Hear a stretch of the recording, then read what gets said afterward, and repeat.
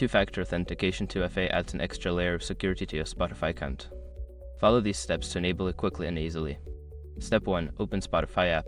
Launch the Spotify app on your device or visit the Spotify website on your computer. Step 2. Go to Account Settings.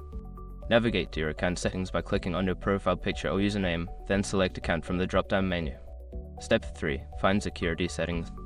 Scroll down to the Security Settings section. Look for the option labeled Two-Factor Authentication or Security. Step 4. Enable Two-Factor Authentication.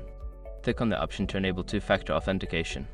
You may be prompted to verify your identity through your email or phone number. Step 5. Follow verification steps.